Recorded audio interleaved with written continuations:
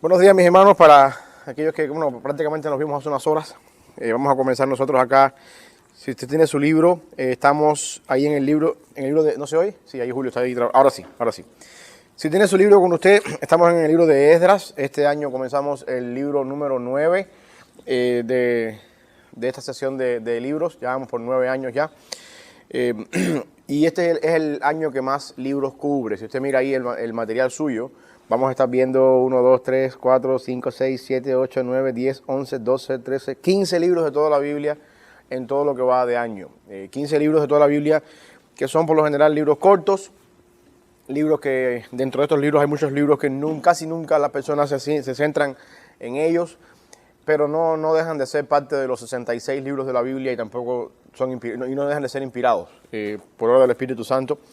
Y Esdras, que es el libro que vamos a estar viendo hoy, es uno de esos. Es uno de los pocos libros que no todo el mundo entra mucho en ese libro.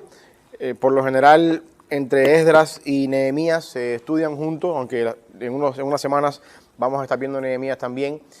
Y la intención de este libro es cuando uno se acerca a ellos para hablar un poquito acerca del regreso de Jerusalén después del cautiverio. Ustedes saben que después que el reino se dividió con la muerte de Salomón, 10 tribus se fueron al norte, se llamaron Israel, en algunas partes de la Biblia también se les llama Efraín, teniendo en cuenta que de las tribus del norte Efraín era la más grande y por eso muchas veces se refieren a Efraín para hacer referencia a esas 10 tribus del norte, porque el término Israel encapsula las 12 tribus, que eran las otras 2 que quedaron en el sur.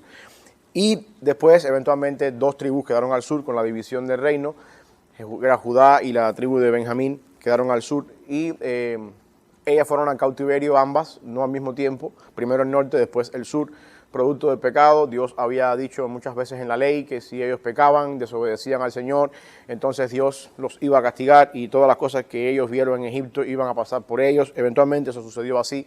El cautiverio tomó 70 años y después del regreso del cautiverio, ya los años finales del cautiverio, Jeremías profetiza la cantidad de años del cautiverio y después Daniel, ya estando bien avanzado en edad, cuenta los años y se da cuenta de que ya habían pasado los 70 años que Jeremías había dicho, y así es como empieza el libro de Daniel, con una oración de Daniel: Señor, ya es la hora, ya el tiempo llegó, y eventualmente regresan, gran parte del pueblo regresa a Jerusalén a construir la ciudad, y aquí es donde viene a jugar un papel importante nuestro profeta Esdras y Nehemías.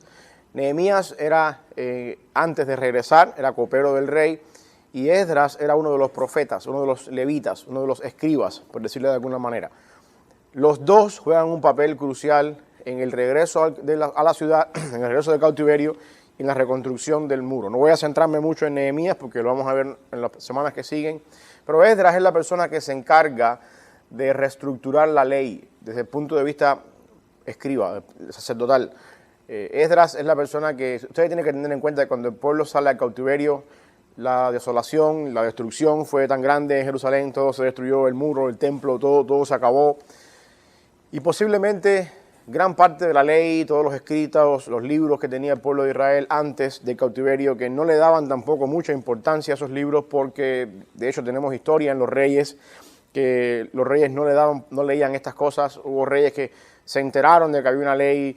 Hubo un caso de un rey que mientras estaban buscando ahí en los cuartos del santuario, encontraron la ley, se la leyeron al rey, el rey se arrepintió.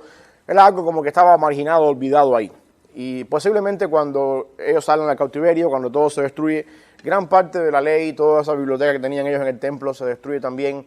Al regresar, alguien tiene que poner por orden todas estas cosas. Porque Esdras juega un papel importante en la reconstrucción o en la reedición de algunos de los libros de la ley, posiblemente el Antiguo Testamento que Jesucristo leyó y que llegó hasta los tiempos de Jesucristo y eventualmente a los tiempos nuestros, es gran parte de la edición y el trabajo de Esdras después de este regreso al cautiverio. Esta es la razón, para si usted está un poquito familiarizado con las personas y los grupos religiosos que critican la veracidad del Antiguo Testamento, sobre la base de, por ejemplo, hay pasajes en el Antiguo Testamento que se hacen menciones a algunas ciudades y hay personas que dicen eso no pudo haber sido escrito por Moisés porque Moisés En el tiempo de Moisés esa ciudad no se llamaba así y ese nombre de la ciudad vino después. Y por ejemplo también está el caso del Deuteronomio 34, la muerte de Moisés. Si Moisés escribe Deuteronomio, ¿quién escribió la muerte de Moisés? Moisés escribió su propia muerte. Y hay personas que critican la veracidad del Antiguo Testamento sobre estas cosas. Y esta es una posible respuesta para eso. El trabajo final que tenemos nosotros en la Biblia, el Antiguo Testamento que tenemos nosotros, aunque fue escrito por Moisés, tiene la edición de un profeta después, que es Esdras, que puede explicar, Moisés murió de esta manera, nadie más se levantó como Moisés, un profeta en Israel, explicando la ley un poquito más y editando la ley, no cambiando el contenido, sino arreglando y conformando todo después de que había todo sido destruido en una destrucción de la ciudad y del templo y donde estaba todo eso. Es posible también que después de esto, Esdras escribiendo mencione y nombre ciudades en el Antiguo Testamento, en el tiempo de Moisés, que cuando Moisés vivió no se llamaban así, pero para cuando Esdras vivió ya se llamaban así. Y eso nos ayuda mucho a entender un poquito el papel que Esdras juega en toda esta historia. La función de reestructurar la ley, la función de volver a comenzar el sistema de adoración de la palabra del Señor, de lectura de la palabra del Señor, en un pueblo que está regresando al cautiverio, que está volviendo a comenzar de nuevo la vida sacerdotal, la vida de sacrificios y cosas así. Ese es el papel fundamental que juega Esdras.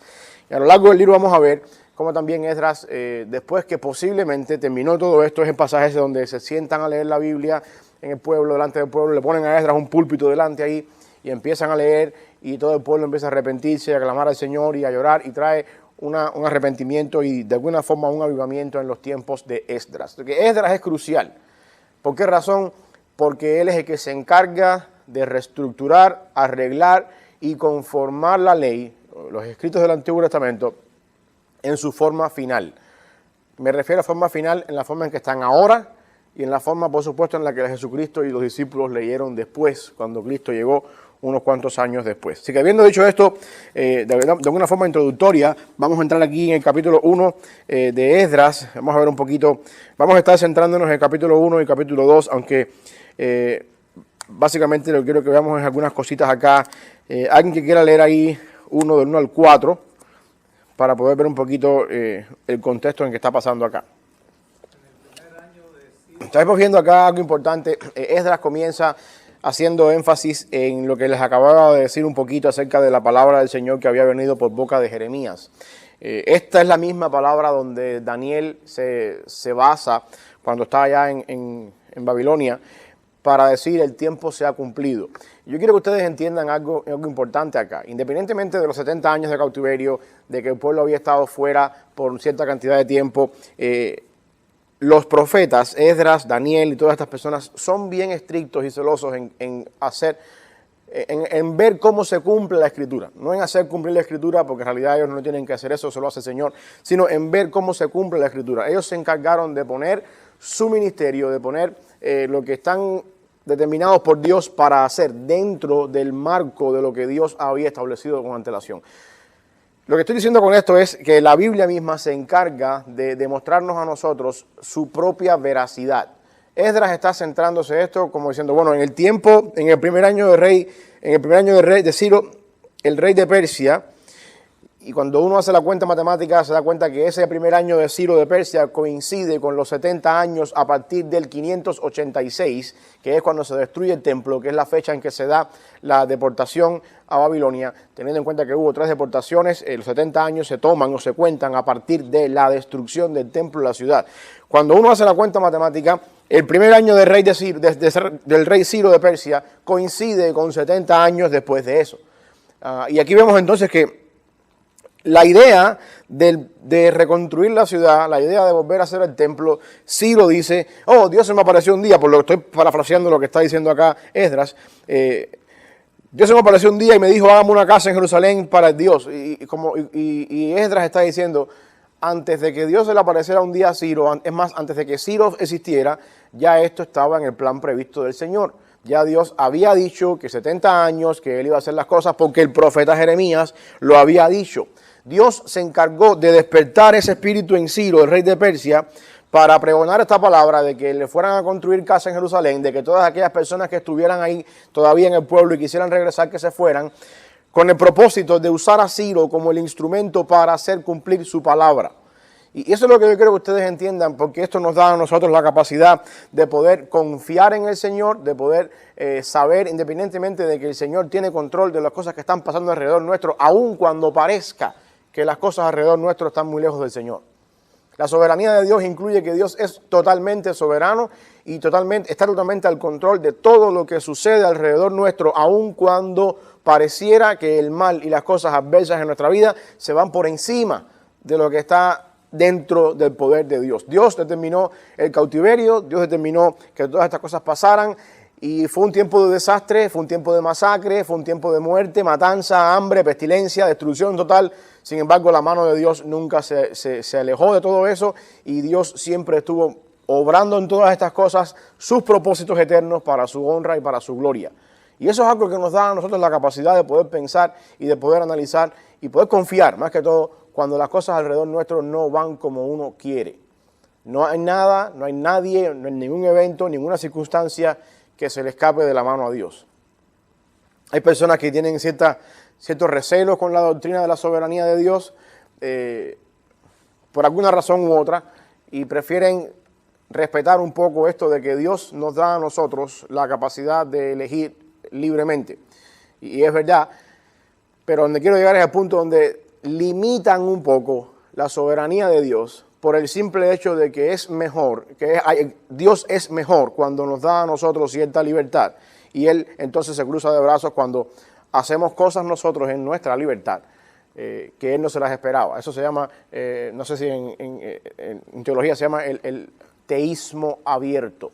En otras palabras, teísmo abierto quiere decir que para Dios hay ciertas cosas que están abiertas en el sentido de que Él no sabe cómo van a determinarse, porque Dios cuando nos creó a nosotros decidió de alguna manera darnos libre albedrío y el libre albedrío implica de que Dios no sabe o se limita a no saber cuál va a ser mi decisión en un momento determinado de la vida.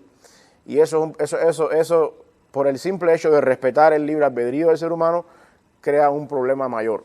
Porque si yo llego delante de esa puerta ahora y yo tengo la libertad de seguir hacia el otro cuarto o quedarme del lado acá, y hasta tanto yo no llegue ahí y tome una decisión y la decisión se convierte en una realidad, entonces Dios no sabe cuál va a ser la decisión que yo voy a tomar. Eso es lo que básicamente dice el teísmo abierto.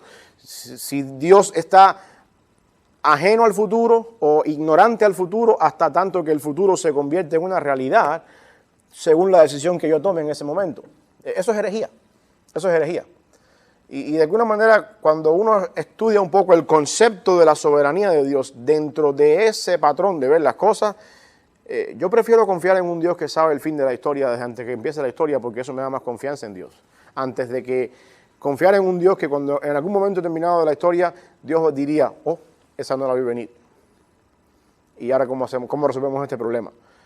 Porque al final del día, cuando uno va a Apocalipsis capítulo 13, los primeros versículos, uno encuentra incluso que Dios dice que el Cordero fue inmolado desde antes de la fundación del mundo. Eso es un pasaje interesante que aporta mucha luz en esto, porque si el Cordero fue inmolado desde antes de la fundación del mundo, esto no quiere decir que la cruz, obviamente la cruz ocurrió en el año 33 después de Cristo, si contamos la fecha que tenemos ahora. Lo que está diciendo Juan en el Apocalipsis es que en el decreto divino de Dios estaba desde antes de la fundación del mundo que cuando llegara el año 33 después de Cristo, ese Cordero iba a morir. O sea, la pregunta es, si el Cordero fue inmolado desde antes de la fundación del mundo, ¿cómo encaja eso en una teología donde el futuro está abierto para Dios? No, aquí no hay nada abierto para Dios. Dios decreta las cosas como tienen que ser y las cosas suceden como tienen que suceder en el momento en que Él las decreta, aunque su decreto es desde la eternidad. Por lo tanto, esto es lo que está pasando de alguna forma aquí, con el caso de Jeremías, de Esdras, de Ciro. Ciro se levantó un buen día y dice, Dios me dijo ayer que vamos a hacer una casa en Jerusalén porque Él es el Dios. Cualquiera de ustedes que quiera regresar, arriba haga sus maletas y váyase para Jerusalén. Y si alguien no tiene dinero ni comida, los que estamos aquí que se queden, que les den ganado, muy buena Ciro, gracias por tu solidaridad. Pero es bueno que sepas que ya eso había sido predeterminado y había sido profetizado y estaba escrito desde antes que tú nacieras. Porque según el conteo, 70 años antes de que tú nacieras ya había dicho Jeremías, en algún momento muy determinado que esto iba a pasar. Lo que yo quiero que ustedes entiendan es que Dios se encarga de manejar la historia. Y ningún evento de la historia, de nuestra historia de la humanidad, está ajeno al Señor. Dios es como la persona que está cavando el surco o está cavando el cauce por donde el río va a pasar. Es como estas personas, ustedes han visto los sistemas de regadío que había en el tiempo antiguo, por lo general hacían canales para que el agua viniera del río y el agua llegara por canales y por gravedad de la montaña hasta ciertos lugares donde había cosecha. Y la persona que está haciendo los canales y está trazando todo, está previendo que en algún momento cuando el agua fluya va a caminar por esos canales y el agua va a llegar hasta ciertos lugares donde hay vegetación. Dios es como esa persona que está cavando canales en la historia, está llevando la historia y después que termina todo, Dios se puede encargar de decir, en el año 27 va a pasar tal cosa porque yo lo acabo de determinar y yo acabo de trazar el curso de la historia. Por eso una de las mejores definiciones de la palabra historia es la palabra historia en inglés, history. Y his story, su historia, la historia de la humanidad es la historia de Dios, donde Dios es el autor y donde Dios es el que le da el curso a la historia de nuestra vida. Y eso es lo que estamos precisamente viendo acá en Esdras, desde antes del principio. Todo esto que estamos haciendo nosotros, dice Esdras, no es un invento nuestro. No fue que un día estábamos aburridos y cansados ahí en Babilonia o en Persia y dijimos, bueno, ¿qué hacemos ahora? ¿Vamos a regresar? No, esto está dentro del plan de Dios. Hasta aquí, ¿alguna idea, algo que ustedes quieran comentar antes que podamos seguir avanzando? Es algo importante, gracias Pedro por eso, porque acuérdense que antes del cautiverio, cuando el pueblo se fue al cautiverio, o antes del cautiverio, que Dios estaba profetizando que iba a venir el cautiverio por culpa del pecado del pueblo de Israel. Tenemos un profeta en el Antiguo Testamento, ahí en los profetas menores, que vimos el año pasado, Habacuc. Habacuc batalla con Dios precisamente por eso, porque Habacuc dice, Señor, nosotros nos merecemos lo que viene, y estamos conscientes de eso, pero ¿por qué tú usas a un pueblo peor que nosotros, más malo que nosotros, para castigarnos a nosotros? Ese es el problema de Habacuc. Habacuc tenía un problema con Dios precisamente por eso, porque si Dios es bueno, Él es santo, Él no quiere mal, Él castiga el pecado. ¿Cómo es que tú vas a usar un instrumento más malo que yo para castigar mi pecado?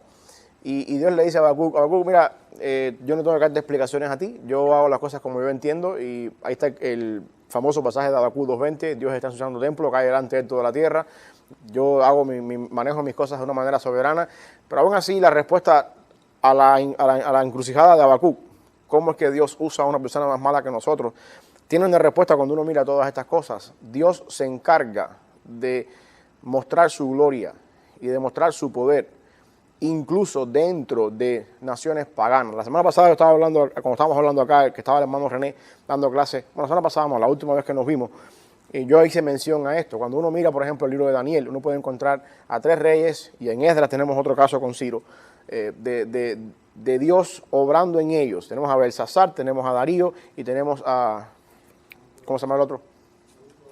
Nabucodonosor. Tenemos a esas 3 personas donde Dios de alguna manera se revela a ellos y les deja saber a ellos ciertas cosas de su carácter. Tenemos a Ciro acá, Dios tuvo un sueño, Dios me dijo, independientemente de que Dios usó estas naciones para castigar a su pueblo y fue el medio por el cual Dios trajo el juicio sobre el pecado del pueblo, Dios se dio a conocer a ellos. Dios mostró su gloria, mostró su poder en medio de ellos, de cierta manera, para que en algún momento determinado de la historia ninguna de estas naciones pueda decir estamos exentos del juicio de Dios porque no sabíamos. Nadie puede decir nunca que Dios me está castigando injustamente porque yo no sabía y era inocente. Dios se encargó de mostrar su poder aquí. Dios se encargó de demostrarle a Ciro, como decía Pedro, que él es Dios y que su casa estaba en Jerusalén. Así que de alguna forma quiero que ustedes entiendan esto, porque la trascendencia de lo que Dios hizo en las naciones paganas fuera de Israel llega incluso hasta los tiempos del Nuevo Testamento. Nosotros tenemos en Mateo capítulo 2 la historia de cuando Jesús nació, unos magos que llegaron del Oriente. El Oriente posiblemente es Babilonia, es Persia, es estos lugares donde el pueblo estuvo cautivo por esa cantidad de años, buscando el rey de los judíos que había nacido. Y la razón por la que están ellos buscando el rey es porque dice que vieron una estrella en los cielos, su estrella hemos visto. Bueno, la cosa es que no tenemos en ningún pasaje de la Biblia tenemos una referencia a que el nacimiento del Mesías va a ser anunciado con una estrella. No lo tenemos en ningún momento. ¿Cómo hicieron la conexión ellos con un Mesías y la estrella? Posiblemente en los escritos babilónicos y los escritos que tenían ellos había alguna conexión allí, de alguna manera que apuntaba a eso, pero la influencia judía está ahí. ¿Por qué razón? Porque ¿por qué la estrella que ellos vieron no anunció el reinado de otra persona, de otro rey?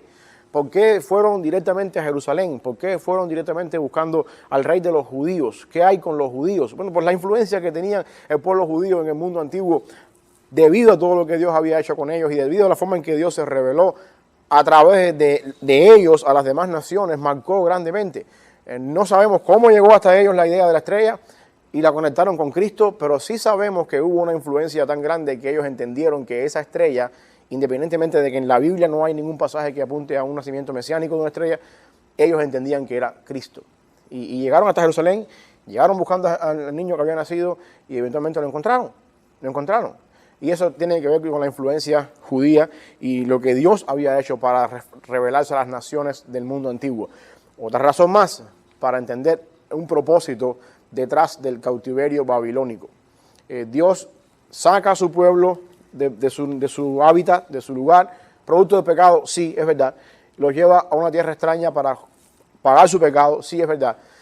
Pero acuérdense que el concepto fundamental del llamamiento del pueblo de Israel, cuando Dios se encargó de llamar a un pueblo para darse a conocer a sí mismo, está en Génesis 12:3, cuando Dios llamó a Abraham y le dice a Abraham: en tu simiente serán benditas todas las naciones de la tierra. La razón fundamental por la que Dios se hizo de un pueblo que llegó a ser Israel era para bendecir a un pueblo, para darle al pueblo toda su bendición, porque a través de la bendición de ese pueblo, entonces el mundo entero iba a conocer al Señor. En otras palabras, Israel tenía el propósito de ser un agente misionero de parte de Dios para el resto de la humanidad. En el Antiguo Testamento encontramos algunos vislumbres de eso, por ejemplo, en el caso de Rahab, cuando Rahab pide clemencia a los espías para que la libren de la familia, y si hemos visto lo que Dios ha hecho con ustedes en Egipto y tenemos miedo, queremos adorar a ese Dios, líbranos de eso.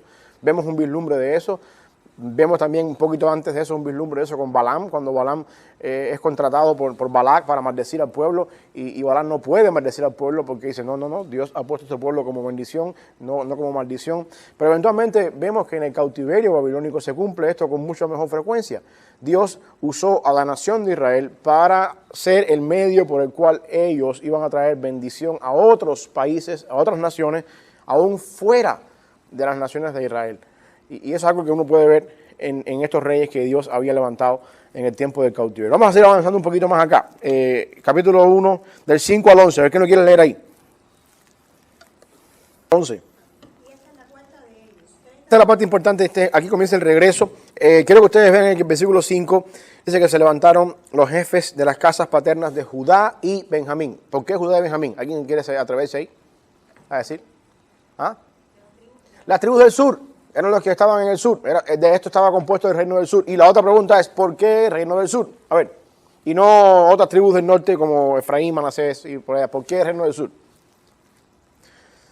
La ciudad santa de Jerusalén, porque el templo estaba supuesto estar en Jerusalén, porque así lo había determinado Dios desde que David y Salomón se pusieron de acuerdo para construir un templo en Jerusalén.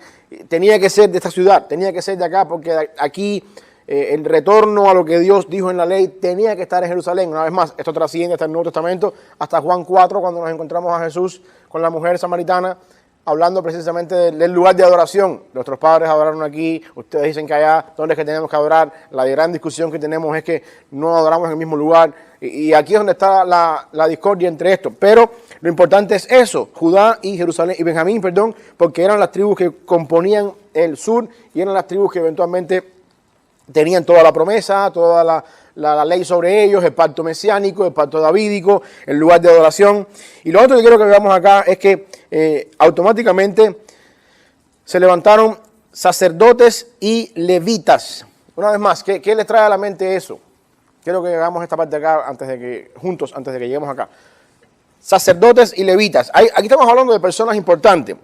Se levantaron los jefes de las casas paternas. Estos son las personas que diríamos hoy en día, si pudiéramos mencionarlo, si pudiéramos transportar el sistema en que ellos gobernaban la comunidad al nuestro, pudiéramos decir los alcaldes de las comunidades, los gobernadores de los estados. Por decirlo de alguna forma así, los padres de familia eran las personas que estaban al frente de cierta comunidad de personas que eran líderes religiosos, que a su vez eran líderes políticos. Esto es lo que está diciendo acá. Los padres de las casas paternas de Judá y Benjamín, y los sacerdotes y levitas. ¿Por qué sacerdotes y levitas? A ver, ¿alguien tiene una idea? Eso es algo importante, los delante de Dios, ellos eran los que estaban al frente de eso. Muy bien, ¿algo más? Estas eran las personas por las cuales Dios iba a restablecer. Lo más importante que Esdras nos está dejando saber, a diferencia de Nehemías, es que lo más importante que ocurrió con el regreso de Babilonia no fue tanto la reconstrucción de la ciudad y los muros, esto lo hace Nehemías desde otro punto de vista. Para Esdras lo más importante es la reconstrucción de todo el sistema sacerdotal y sacrificial. ¿Por qué razón? Por supuesto, esto incluye también el templo, que se reconstruye después, más adelante. ¿Por qué razón? Porque una reconstrucción de un sistema sacerdotal y sacrificial, a como estaba antes, nos dice a nosotros de que mientras haya un templo, mientras haya sacrificios, mientras haya un pueblo adorando y llevando sacrificios al templo y haya sacerdotes y levitas haciendo su trabajo, Dios está en medio nuestro.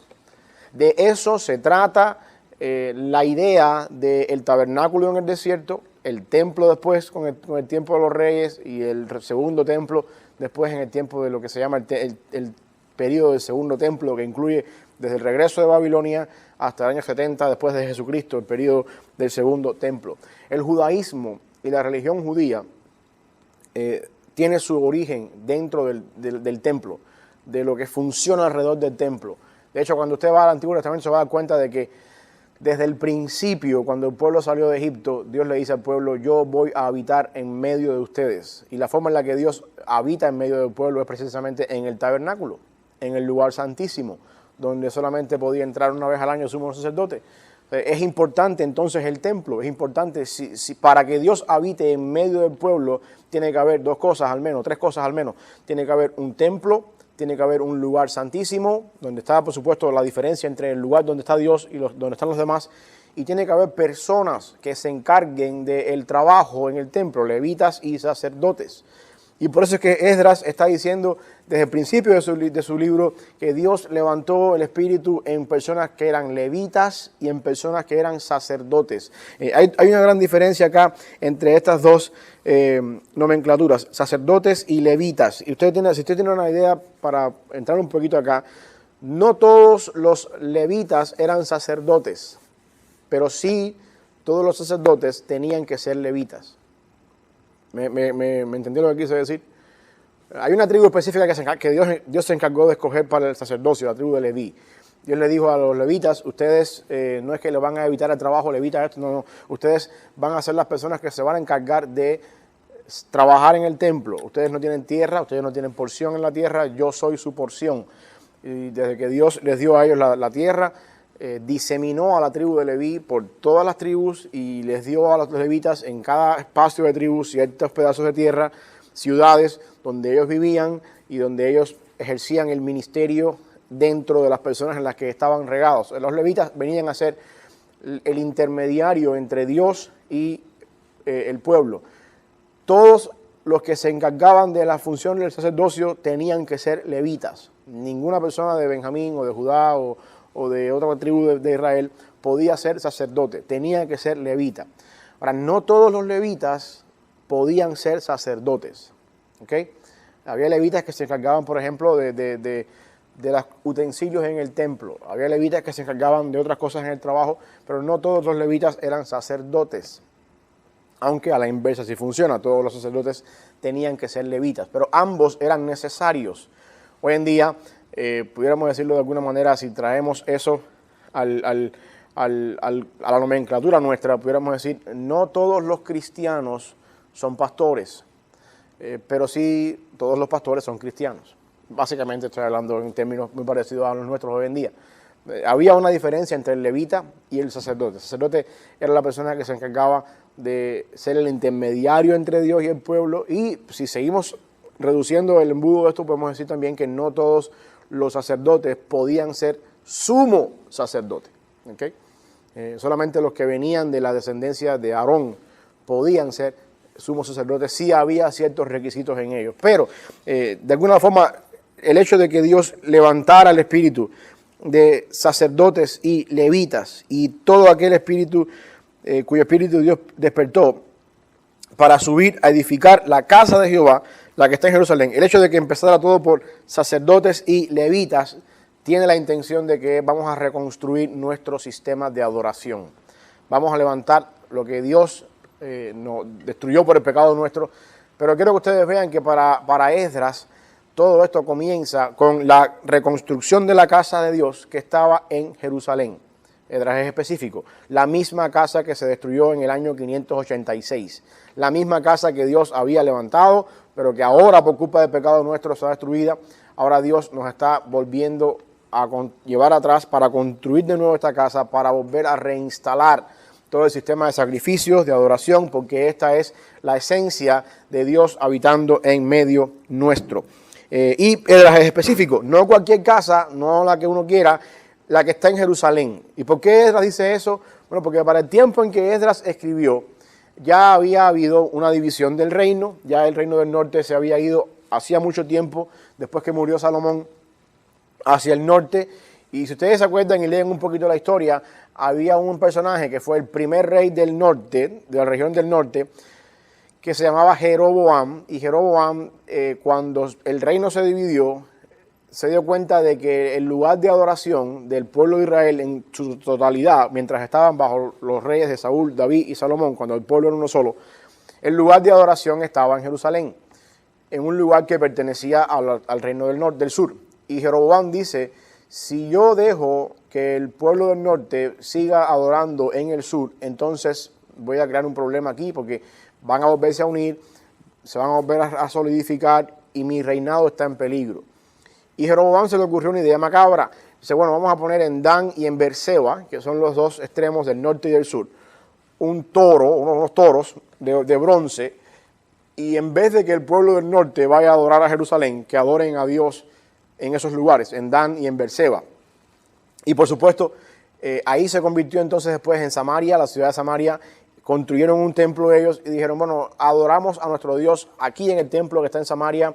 Y por supuesto el Dios de Samaria es completamente diferente al Dios que adoran aunque es el mismo Dios que se adora en Jerusalén, este es otro lugar de adoración. Y eso trajo un conflicto entre las personas que están en el norte y las personas que estaban en el sur, porque el sacerdocio y el pacto davídico fue dado con las tribus del norte, del sur, y por lo tanto ellos tenían que venir a adorar aquí y no hacer un templo por allá arriba.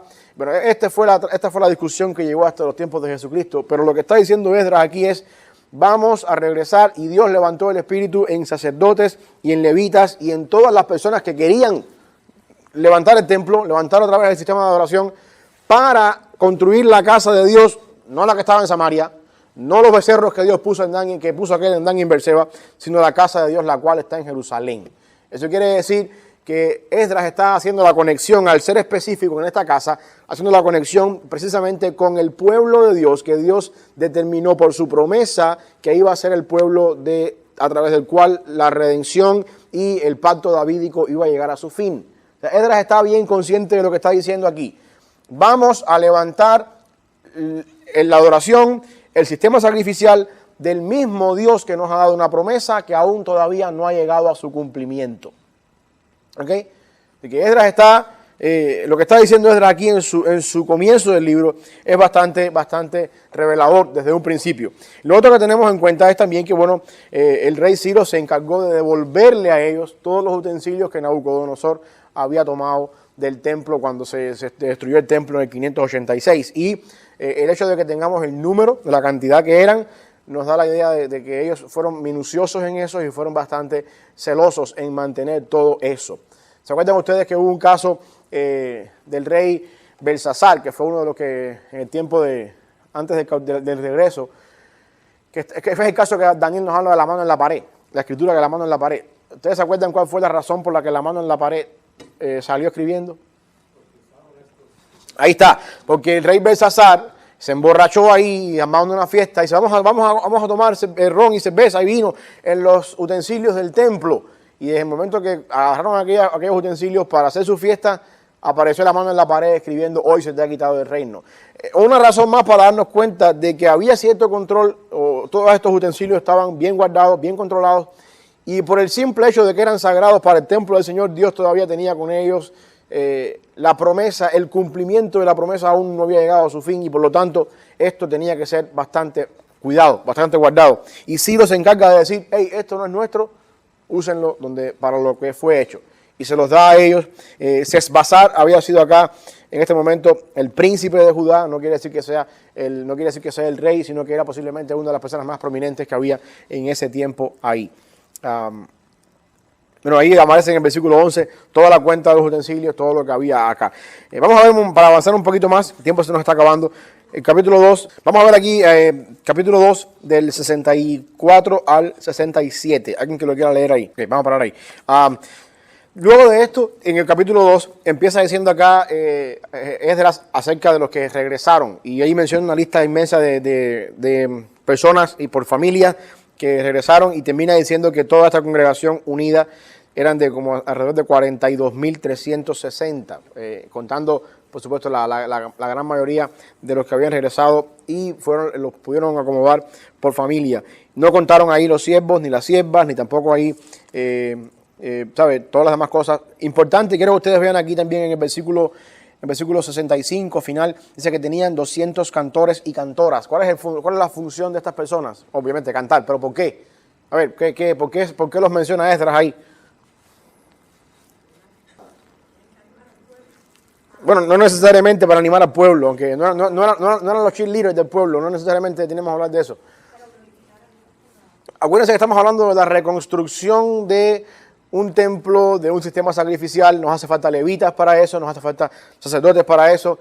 Dentro del templo judío, una de las cosas que hacía grande el templo judío era el sistema de adoración del templo. Y por eso es que Esdras menciona ahí que había 200 cantores y cantoras. De alguna forma esto tiene que ver con la reconstrucción de la adoración en el templo. Una vez que lleguemos a Jerusalén, empecemos a construir todo, con los 42.000 y pico de personas que estamos regresando, tenemos que tener sacerdotes que sean intermediarios entre nosotros y Dios, tenemos que tener levitas que se encarguen del trabajo en el templo, pero tenemos que reconstruir y reestructurar la adoración en el templo. Y el canto, aunque quizás no se habla mucho de esto en la Biblia, o no hablamos mucho de esto nosotros tampoco, cuando nos referimos a esto, pero el canto en el Antiguo Testamento dentro del templo era como decían los americanos, un big deal. Era algo interesante. Los salmos están llenos de cantos, canciones que se hacían para ciertos momentos del año. Pedro. Eso es lo que digo, la alabanza era algo importante en el templo, y en todo el tiempo había cantos de ascenso, se llamaban así, que eran cuando las personas iban, no solamente en el templo, cuando las personas iban a Jerusalén, iban cantando mientras iban yendo a Jerusalén.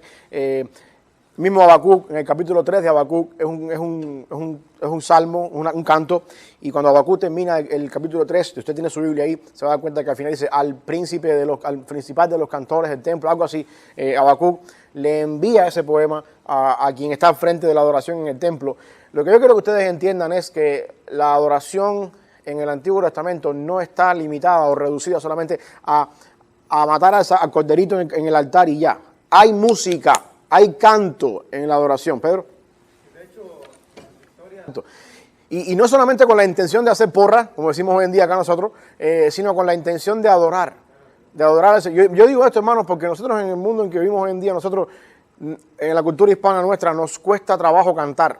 Cuando estamos en la iglesia, cuando estamos a veces en algún programa de la iglesia, usted se va de arriba y usted a veces nos ve cantando así, y no cantamos. El canto en la Biblia era algo bueno, era algo grande, era algo que funcionaba, era algo que hacía mover de alguna forma u otra las emociones, sí, es verdad, pero al mismo tiempo era un tiempo de adoración.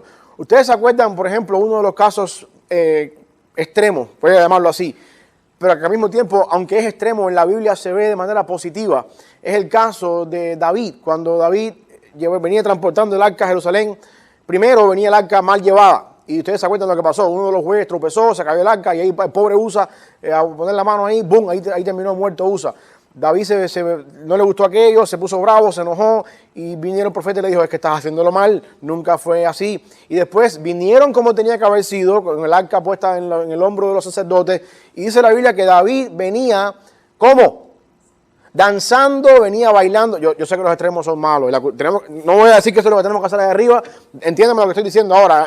Después vamos a hacer un poco acá eso. Y se nos pone a nosotros un caso extremo. David venía danzando, bailando, a tal punto que a David se le veían sus genitales. Lo que dice la esposa de David, Mical. Cuando David llega a su casa, la esposa de David, que era la hija de Saúl, le dice qué vergüenza. Qué vergüenza que hoy en día el rey se paseó como una mujer vestida con falda, como una porrista, vaya, en otras palabras, como una cheerleader, y todo el mundo te vio todo. Y sin embargo, dice la Biblia que Dios la condenó a ella por eso y que por eso ella quedó estéril y nunca pudo tener hijos. Entiéndeme lo que estoy diciendo. Agarré un caso extremo, el caso de la hija de David con la hija de Saúl. Pero aún así lo que estoy diciendo es que el concepto de la adoración en el pueblo de Israel era bien visto. Aunque por supuesto David se le fue un poco quizás los estribos y David se fue a hacer las cosas más allá, y aunque a lo mejor había que haber tenido ciertas cosas de cómo hacer las cosas, pero el canto, la adoración, el gozo, la alegría dentro del pueblo que se expresaba con el canto siempre fue bien visto, aún en un caso extremo. Ahora, ¿por qué digo esto? Porque cuando nosotros brincamos los años de diferencia, brincamos la cultura en la que tenemos hoy en día nosotros, brincamos la forma en la que nos vestimos y la forma en la que se vestía David, tenemos que tener en cuenta, por supuesto, que lo que David hizo, bailar ahí medio desnudo, esas cosas así, en nuestra cultura no encajan. O sea, hay cosas que no es que ahora vamos a hacer lo que hizo David y el que no le guste porque se quede estéril. No, eso no es lo que estoy diciendo. Lo que estoy diciendo es que independientemente de que brincamos el patrón de la cultura, de que brincamos el patrón de todas estas cosas, la adoración y el canto es algo que nosotros tenemos que hacer. Porque funciona, porque a Dios le agrada eso, porque siempre lo vemos en toda la Biblia como algo que siempre fue bien recibido. Y mi punto es que hoy en día no llegamos al punto de David, que bailamos desnudo ahí, gracias a Dios por eso, pero tampoco nos quedamos así en un templo. Y la música puesta ahí, uno así. Los dos lados tienen que tener una situación. Tenemos que cantar, tenemos que adorar al Señor. Y siempre el canto fue parte de todo eso en la adoración. Bueno, yo creo que con eso voy a terminar. No sé si ustedes tienen alguna pregunta, alguna duda, nos quedan 5 minutos. ¿Algo más? Con respecto a eso, ahora el Señor cante. Si usted no canta bien, no se meta en el coro a cantar de arriba, pero cante desde su silla ahí y haga lo mejor que pueda, que al final del día Dios se agrada con estas cosas. Una vez más, volviendo a Esdras para resumir, Esdras es uno de los primeros libros que habla del regreso del cautiverio desde el punto de vista de un sacerdote, desde el punto de vista, no me interesa mucho, diría Esdras, saber cómo fue que el muro se construyó, cómo fue que se construyeron las casas, cómo fue que después Nehemías nos habla de todos los dioses paganos, el sirio y todas estas personas que estaban ahí en contra de los hebreos para no construir. Eso no me preocupa mucho. Esdras se centra más cómo hicimos la reconstrucción de la ley, cómo hicimos la reconstrucción del sistema de adoración, del sistema de sacrificios, cómo fue que Dios empezó otra vez a morar en medio nuestro después del cautiverio, y eso es lo que Esdras va a hacer. La semana que viene vamos a estar viendo un poquito más de esto y después vamos a cubrir cuando terminemos Esdras, vamos a ver lo paralelo a Esdras, que es Nehemías. Cómo es que Nehemías dice, bueno, vamos a ver ahora el regreso desde el punto de vista estratega, desde el punto de vista administrativo, desde el punto de vista militar, desde el punto de vista no tanto religioso y sacerdotal. Pero básicamente eso es Esdras y así es como comienza nuestra historia. Vamos a orar para subir. Padre, te damos gracias, te alabamos, te bendecimos, Señor, por la oportunidad que tú nos has dado de estar aquí un día más, de poder juntos, Señor, llegar a tu presencia, poder juntos estudiar tu palabra, Señor, y aprender un poco más de ella para nuestra vida. Háblanos, Señor, ahora también en el servicio y permite que este sea un año donde te podamos servir como tú te lo mereces, mi Dios. En el nombre de Jesús. Amén. Gracias, mis hermanos.